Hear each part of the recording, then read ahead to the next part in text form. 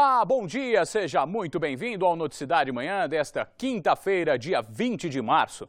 E nós começamos esta edição com os reflexos da greve dos agentes penitenciários em São Paulo, que já dura 11 dias. Na noite desta quarta-feira, parte dos trabalhadores da categoria, que atua na região, bloqueou a entrada do portão principal do CDP de Sorocaba para impedir a entrada de presos transferidos da cadeia de São Roque. Aproximadamente 20 funcionários do sistema prisional da região se concentraram na frente do CDP de Sorocaba para impedir a entrada de presos no local. Estamos em greve e ficaremos aqui. Há uma determinação do governador, mais secretário da SAP, para que os presos venham para o CDP de Sorocaba. E nós, agentes de segurança penitenciária, vamos impedir, não? Segundo o representante da categoria, os agentes foram informados oficialmente nesta quarta-feira sobre a liminar que proíbe os grevistas de impedirem o transporte de presos. A punição para o descumprimento da decisão é uma multa de R$100 mil por unidade prisional.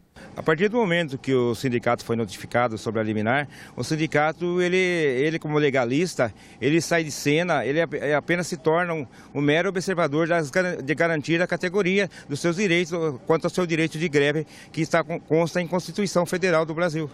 De acordo com os agentes, o CDP de Sorocaba tem capacidade para 578 presos e atualmente está com 1.500 internos. Nós estamos com um quadro reduzido de funcionário, então estamos fazendo uma greve, mantendo os serviços essenciais, os presos estão tendo visita, os presos estão tendo alimentação, atendimento médico, só que não tem vaga, não existe um limite de vagas aqui dentro.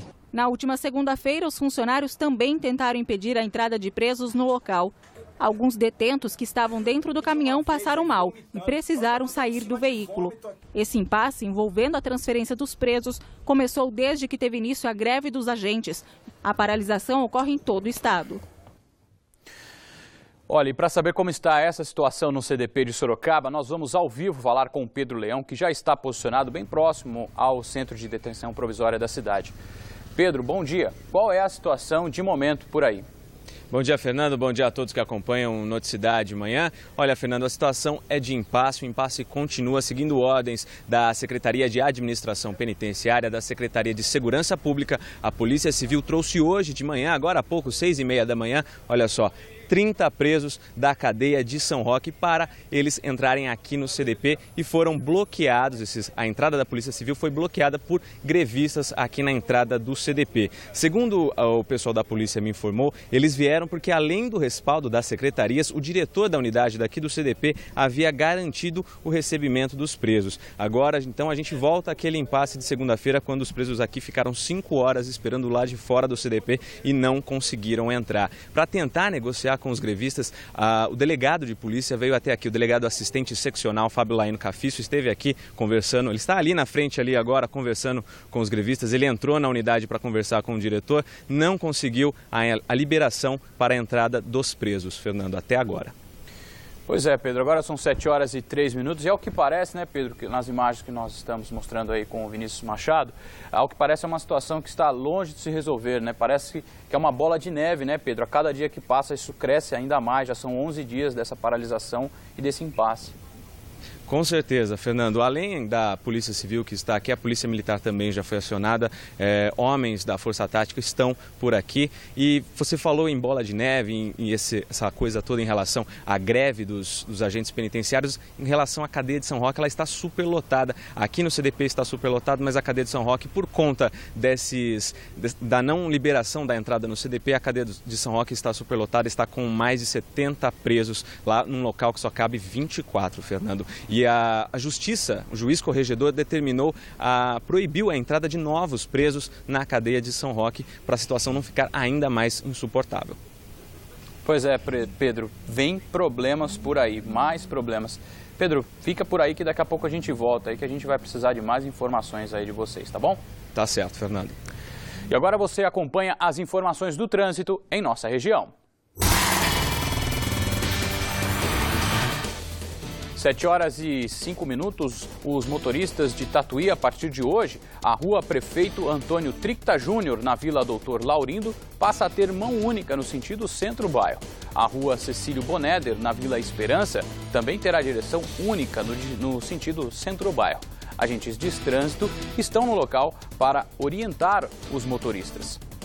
E hoje vence o pagamento da terceira parcela para veículos com placa final 6. Os pagamentos, isso do IPVA, podem ser feitos nos caixas eletrônicos, bancos, pela internet ou débito agendado. O IPVA também pode ser pago em casas lotéricas, mas essa opção não é válida para o licenciamento. E olha só, esta dica, você estudante que utiliza o transporte público em Sorocaba pode ter a vida facilitada com a emissão do passe de ônibus. O mesmo vale para os idosos. Maria Almarte tem os detalhes. Quem ainda não tem o cartão estudante ou o sênior, é muito fácil solicitar. Quem vai explicar para a gente é o Celso Bersi, que ele é diretor de transportes. Celso, primeiramente falando sobre o cartão estudante. Qual é a novidade para esse ano? Bom, esse ano o estudante não precisa mais ir às casas do cidadão ou na central de atendimento do Terminal São Paulo, poderá fazer o seu cadastro ou mesmo o seu recadastramento através da web. É simples, é só entrar na nossa página e ali você tem toda a instrução para fazer o cadastro, fazer a renovação do seu cadastro e acompanhar através dessa página como é que está o andamento desse processamento. A ideia é reduzir o tempo. Sem dúvida, ganhar tempo. O estudante não precisa mais se deslocar, poderá ele mesmo acompanhar o andamento do seu processamento.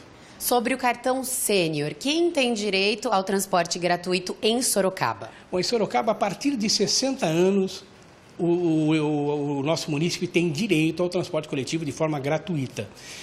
De 60 a 64 anos, residente em Sorocaba, ele precisa ir a uma das unidades da Casa do Cidadão ou na central de atendimento no Terminal São Paulo, levando um documento de identificação e também um comprovante de endereço, qualquer um deles, e tira na hora o seu cartão sênior.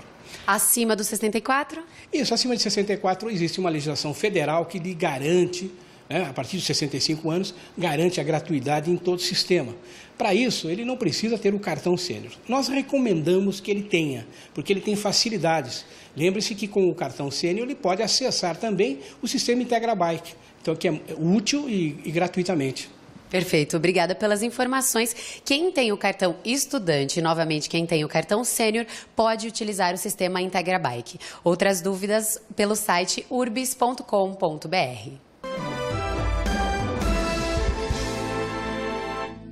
7h09. Olha só que história monstruosa que nós vamos acompanhar agora.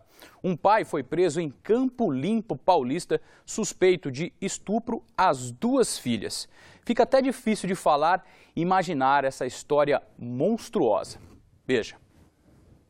Um homem foi preso depois de denúncia da esposa. O motorista de 39 anos é usuário de drogas e de álcool. Depois de uma briga na última segunda-feira, a esposa do suspeito resolveu sair de casa e levou as 2 filhas. Foi aí que a mais nova, de 10 anos, contou que tinha sido tocada nas partes íntimas pelo pai. A mais velha, de 14, revelou que sofria abusos desde os 7 anos de idade. Segundo elas, o homem tentava seduzi-las com doces e dinheiro. A mãe as trouxe para a delegacia e o caso foi registrado como estupro de vulnerável. Segundo o delegado, os depoimentos foram convincentes. São relatos firmes, relatos que foram checados mais de uma vez para comprovar a alegação. É uma alegação complicada, uma alegação grave, mas é uma alegação que foi corroborada por uma prova pericial complementar. O pai afirma que não sabe o que fez, já que estava sob efeito de drogas. O suspeito alega que, por ser usuário de drogas, é possível que tenha sido cometido esse crime. Ele entende que, em sã consciência, ele não faria isso de forma nenhuma. Casos de abusos dentro da família causam espanto na população. Acho safadeza, né? Do pai do pai. É pilantragem, né? Isso não pode nem se dizer que é pai, que nesse caso não é pai, né? Esse não foi o único caso de pedofilia na região. Nesta quarta-feira, a Polícia Civil de Ibiúna prendeu um homem de 59 anos suspeito de ter abusado de um garoto de 11. O homem, José Cípulo, é conhecido na cidade e já foi candidato a vereador. Ele é dono de uma escolinha de futebol, onde o garoto treinava. Segundo a polícia, ele tocou e beijou o garoto na boca. Para ele foi decretada prisão temporária de 30 dias. Absurdo. Em Jundiaí, a polícia apresentou nesta quarta-feira uma quadrilha suspeita de roubar cargas de eletrodomésticos e eletroeletrônicos. Com a prisão da quadrilha, a polícia acredita que este tipo de crime possa diminuir na região. A carga valia R$70 mil. Dos 6 presos, 5 são de Várzea Paulista e 1 é da capital. O veículo foi roubado no bairro Bertioga, em Várzea Paulista. E a polícia encontrou a quadrilha fazendo o transporte de um caminhão para outro em Itupeva, no bairro da Mina, próximo à rodovia dos Bandeirantes. Na abordagem, 3 pessoas conseguiram fugir.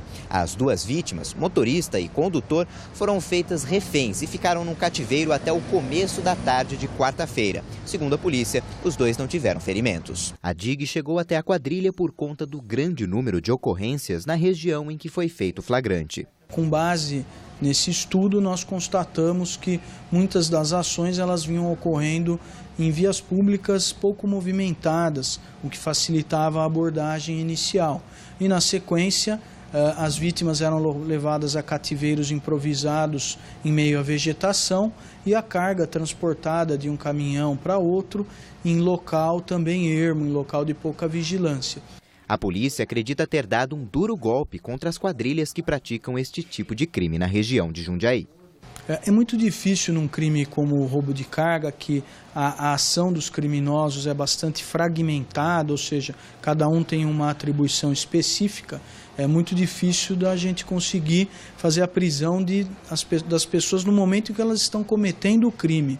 Portanto, eu qualifico a nossa ação como uma ação bastante exitosa. E agora nós vamos até a redação do SBT Manhã, na capital, para saber os destaques desta quinta-feira, com Patrícia Rocha. A mulher que matou as 2 filhas gêmeas com o veneno de rato voltou para a cadeia. As informações com Rafael Paiva. Maria Elisete de Jesus desembarcou por volta das 11 horas da noite no aeroporto do Galeão, aqui no Rio de Janeiro, escoltada pelos policiais da delegacia de Piabetá. Ela foi condenada a 32 anos de prisão depois de matar as 2 filhas gêmeas de apenas 8 meses em 2006, usando o veneno de rato. Ela chegou a ser presa na época, mas fugiu no ano seguinte. Maria Elisete foi localizada em Brasília, trabalhando como empregada doméstica em uma mansão no Lago Norte, área nobre da capital federal.